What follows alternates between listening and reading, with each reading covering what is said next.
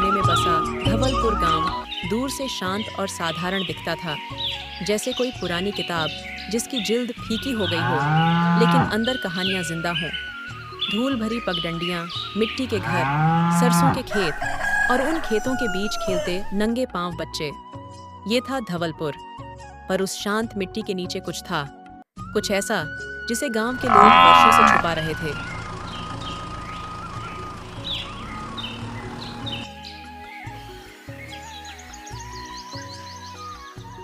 अर्जुन बड़बड़ाते हुए, हर बार यही बात, किताबों में लिखी बातें और यहाँ की सच्चाई में कितना फर्क है। शहर में इंसाफ ढूंढते हैं, यहाँ लोग सवाल पूछने से भी डरते हैं। अर्जुन की माँ गौरी देवी रसोई से आवाज लगाती है, अरे बेटा, जरा बाजार से तेल और दाल तो ले आ, और हाँ, कुएं के पास से मत जाना, तू जानता है ना। कुएं से क्या डरना माँ, वो तो बस एक पुराना पत्थर भर है। गौरी देवी सख्ती से, कह दिया ना मत जाना। कुछ बातें समझने के लिए तजुर्बा चाहिए, किताबें नहीं। अर्जुन का दोस्त गोविंद उससे मिलता है। अरे सुन, कल रात फिर किसी ने कुएं से अजीब आवाजें सुनी है। बकरी भी खो गई पास के घर की। यार, तुम लोग हद करते हो। एक बकरी गायब हुई नहीं कि सब उस कुएं को कोसने लगते हो। कभी तो किसी बात की तह तक जाने की कोशिश करो। गोविंद डरते हुए, तू नहीं समझेगा अर्जुन, बचपन से देखे हैं हमने। उस कुएं के पास जितना गया वापस वैसा नहीं आया। किसी की आंखें डर से चौड़ी हो गईं, कोई बोल ही नहीं पाया। कुएं का नाम सुनकर धवलपुर की हवाएं भी सहम जाती थीं। गांव के बच्चे वहां खेलने से बचते, बुजुर्ग वहां से गुजरते वक्त मंत्र पढ़ते। लेकिन अर्जुन, वो अलग था। उसके भीतर जिज्ञासा की चिंगारी थी, जिसे गांव के रहस्य बुझा नहीं सकते थे। अर्जुन कुएं के रहस्य को जानना चाहता है। वह सोचता है, आखिर इस कुएं में ऐसा क्या है कि लोग वहां जाने से डरते हैं। जरूर उस कुएं में कोई ना कोई बात है जिस पर गांव वाले खुलकर बात नहीं करना चाहते। अर्जुन गोविंद के पास जाता है। गोविंद, आज कुएं के पास जाना है। तू पागल हो गया है क्या? माँ ने मना किया था। कितनी बार यही बात दोहराई जाती है, पर कोई ये नहीं बताता कि असली वजह क्या है। सिर्फ डराने के लिए सब अफवाहें फैलाई गई हैं। मैं जानना चाहता हूं, सच क्या है। पागल हो गया है क्या अर्जुन? तेरे चाचा खुद उस कुएं के चक्कर में वो कभी ठीक नहीं हुए। अब तू भी वही गलती करेगा? शायद वही गलती इस गांव का सच सामने लाए। मैं डरने वालों में से नहीं। आज रात मैं जाऊंगा उस कुएं के पास।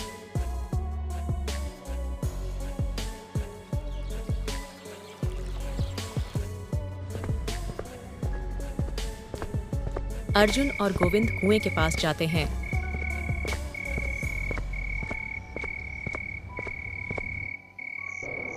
अर्जुन धीरे से कुएं के मुहाने पर झुकते हुए, देख, ये बस एक कुआं है, पर इस पर जितनी कहानियां बुनी गई हैं वो किसी राज से कम नहीं।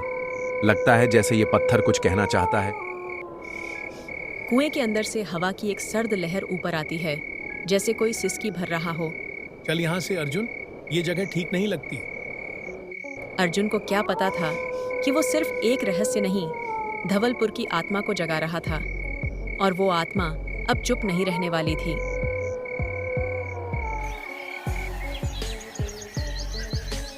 एक गांवों में राज छिपाने के लिए दीवारें नहीं चाहिए होती, बस चुप्पी काफी होती है। और धवलपुर तो उस चुप्पी में गूंथा हुआ गांव था। अर्जुन की दादी सुरभि देवी, जिनकी यादें गांव वालों के लिए एक डर और साहस का मिश्रण थीं, अब फिर से अर्जुन की जिंदगी में लौटने वाली थीं, उनकी एक पुरानी डायरी के जरिए।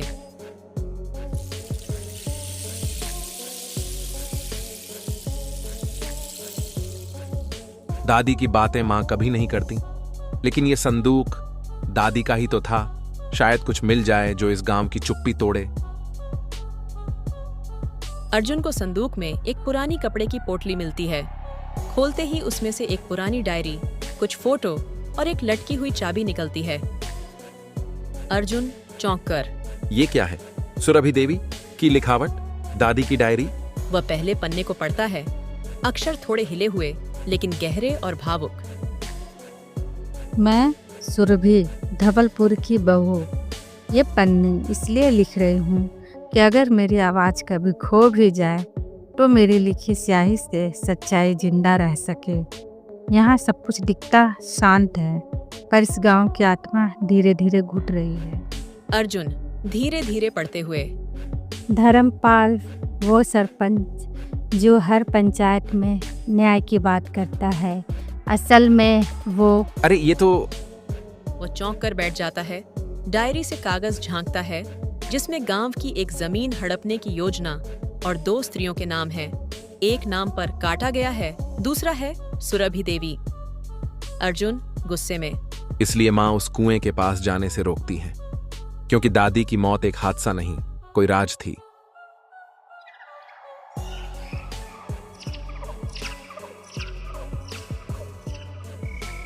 अर्जुन अंदर ही अंदर बहुत परेशान था। वह जानना चाहता है कि दादी के साथ क्या हुआ था। इसी कश्मकश में वह पूरी रात सो नहीं पाया।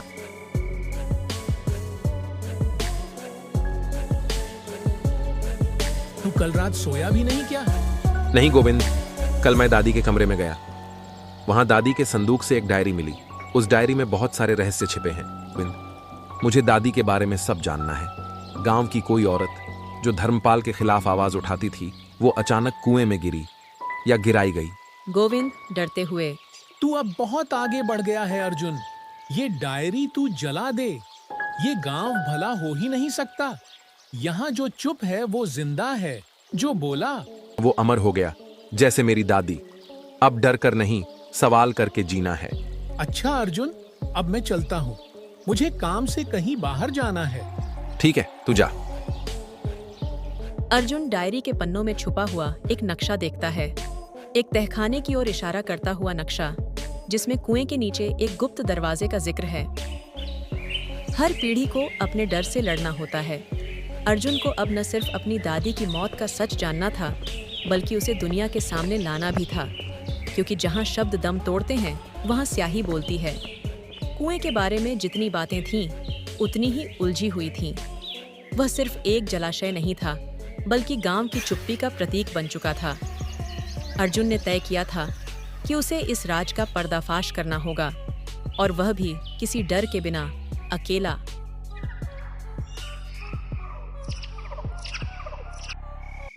अर्जुन कुएं के पास जाता है। उसका दिल तेजी से धड़कता है, लेकिन उसकी आंखों में दृढ़ संकल्प है। वह कुएं के मुहाने के पास खड़ा होता है। उसकी नजरें धीरे धीरे उस गहरे अंधेरे में घुसती हैं। अर्जुन मन ही मन में सोचता है, ज्यादा समय नहीं बचा है। जो सामने है उसका सामना करना होगा। वह अपनी लाइट जलाता है और कुएं के अंदर एक रस्सी की मदद से उतरने की कोशिश करता है। घबराहट के बावजूद उसका साहस उसे आगे बढ़ने के लिए प्रेरित करता है। अर्जुन सर्दी से कांपते हुए। ये हवा, ये क्यों इतनी अजीब सी महसूस हो रही है, जैसे कोई मुझे देख रहा हो। अर्जुन और भी नीचे उतरता है। अचानक उसकी लाइट एक छोटे से दरवाजे पर पड़ती है। उस दरवाजे के ऊपर कुछ अजीब निशान और पुराने ताले की छाप दिखाई देती है। अर्जुन धीरे धीरे ताले को खोलता है और दरवाजा खोलता है। दरवाजा खड़खड़ाते हुए खुलता है और उसके सामने एक सीधा रास्ता नजर आता है। अर्जुन सहमे हुए। ये क्या है? क्या दादी ने सच में यही देखा था? अर्जुन फिर से आगे बढ़ता है और उसकी लाइट अचानक एक छोटे से कमरे में गिरती है। कमरे की दीवारों पर पुरानी तस्वीरें, और उन तस्वीरों में देखता है धर्मपाल और कुछ औरतें, जिनमें से एक का चेहरा उसे बहुत पहचाना सा लगता है। वह तुरंत तस्वीर के पास जाता है और पहचानता है ये वही सुरभि देवी की तस्वीर है जिसे वह कभी बचपन में देख चुका था। अर्जुन ने जितनी उम्मीद की थी उससे कहीं ज्यादा पाया। वह एक कमरे में था जहां छुपी हुई थी धवलपुर की गहरी सच्चाई। धर्मपाल, जिसकी बातें सब भूल चुके थे, और उसकी उन औरतों के बारे में जो कभी अपने हक के लिए खड़ी होती थीं। लेकिन अब ये राज अर्जुन के सामने था। वह जान चुका था कि ये कुआं सिर्फ पानी का खजाना नहीं था, बल्कि काले इतिहास और साजिशों का गवाह भी था। अर्जुन कमरे से बाहर आता है और अपनी डायरी में जो कुछ भी देखा और महसूस किया उसे लिखता है। अर्जुन सोचते हुए अपने आप से, यह सिर्फ शुरुआत है। जो हुआ वो अब सामने आ चुका है, लेकिन जो आगे होगा उसके लिए मुझे और भी तैयार रहना होगा। धवलपुर अब अपने अंधेरे में नहीं रहेगा।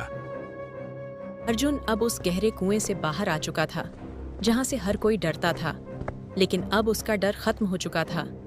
सच्चाई को उजागर करने के लिए वह हर डर को मात देने को तैयार था।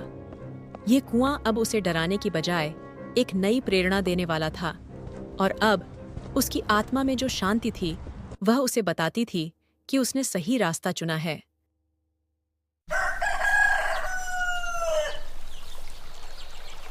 अर्जुन अब उस राज के करीब था जिसे वर्षों से गहराई में छिपाया गया था।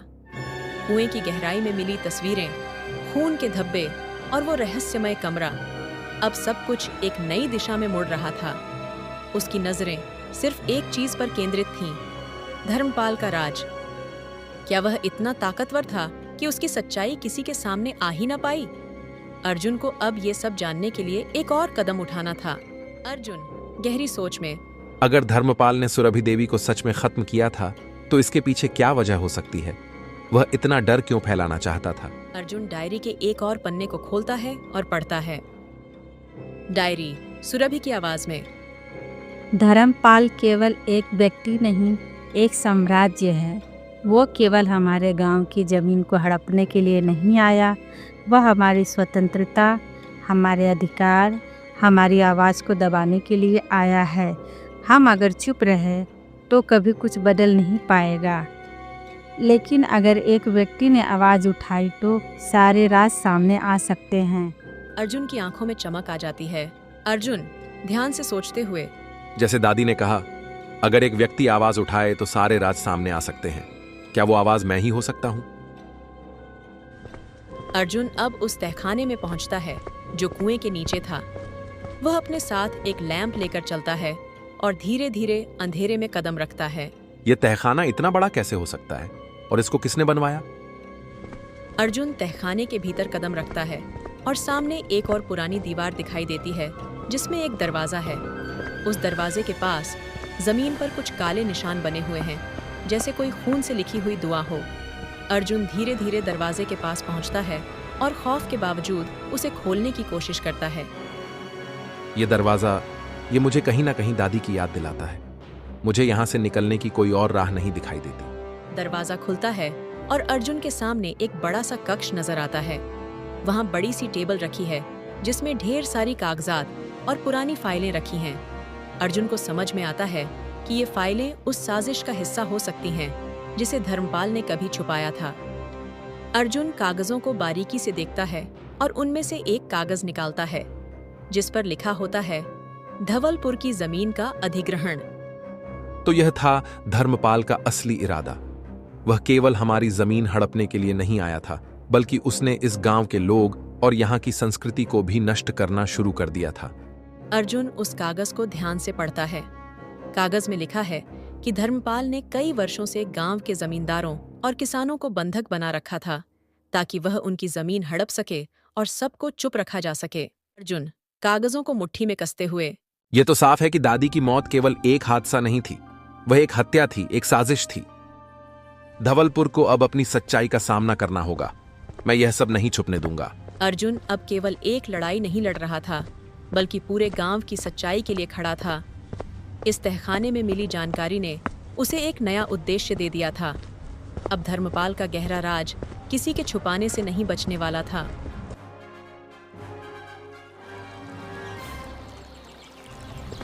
यह मेरे लिए सिर्फ एक लड़ाई नहीं है, यह हमारी धरती, हमारी आत्मा की लड़ाई है।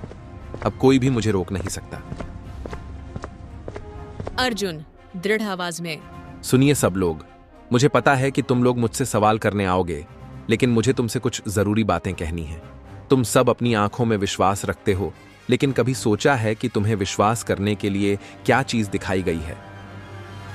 गांव वाले एक दूसरे को देख रहे होते हैं, कुछ चुप रहते हैं, कुछ संकोच करते हैं। अर्जुन ने अपनी डायरी और कागजों को खड़ा किया। अर्जुन आगे बढ़ते हुए, ये कागज और डायरी सिर्फ शब्द नहीं है, ये हमारे गांव की सच्चाई है। इस गांव में जो कुछ भी घटा वह केवल एक झूठ की दीवार के पीछे छिपा हुआ था।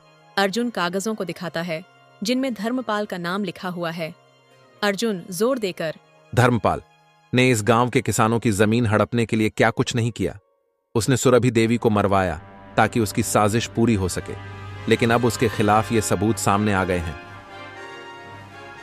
गांव वालों में हलचल मच जाती है। कुछ लोग गुस्से में आकर, कुछ लोग चुप रहते हैं, लेकिन एक व्यक्ति गोविंद खड़ा हो जाता है। तू ये सब झूठ क्यों बोल रहा है अर्जुन? तुम्हारी बातों में कुछ तो सच्चाई हो, लेकिन तुम खुद धर्मपाल के खिलाफ क्यों जा रहे हो? गोविंद, तुम ये क्यों नहीं समझ पा रहे हो कि धर्मपाल ने हमारे अधिकार छीन लिए हैं? तुम ये क्यों नहीं देख पा रहे हो कि वही इंसान हमसे झूठ बोलता है, हमारी जमीन को लूटता है? क्या तुम सच में उसकी तरफ हो? तुम सही कह रहे हो, लेकिन वह शक्तिशाली है अर्जुन। तुम अकेले इसे कैसे रोक पाओगे? हम अकेले नहीं हैं गोविंद।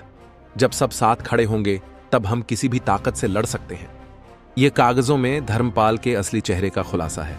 यह उसका प्लान था जिसने गांव वालों को गुलाम बनाने की कोशिश की थी। लेकिन अब यह कहानी खत्म होने वाली है। हम सब मिलकर इस साजिश को उखाड़ फेंकेंगे। जब धर्मपाल को पता लगता है कि उसके सारे कारनामे अर्जुन गांव वालों को बता रहा है, तो वह गुस्से में वहां आता है। अर्जुन, तुम मेरे खिलाफ खड़े हो? क्या तुम जानते हो कि मैं कौन हूं? तुम एक छोटे से लड़के हो और तुम मेरी सत्ता से लड़ने का सपना देख रहे हो। मैं अकेला नहीं हूं धर्मपाल। मैं पूरी दुनिया से लड़ सकता हूं जब मेरी लड़ाई सही हो। तुमने जितनी भी साजिशें रची, अब वो सामने आ चुकी हैं। अब तुम खुद को नहीं बचा पाओगे। अर्जुन और गांव वाले धर्मपाल को सजा दिलाने के लिए न्यायालय जाते हैं। वहां पर अर्जुन धर्मपाल के खिलाफ सारे सबूत पेश करता है। धर्मपाल, तुम्हारी साजिश और अपराध स्पष्ट है। तुम्हारी हरकतों से गांव की जमीन, किसानों का अधिकार और सुरभि देवी की हत्या की सच्चाई सामने आई है। मैं तुम्हें उम्र कैद की सजा देने का आदेश देता हूं।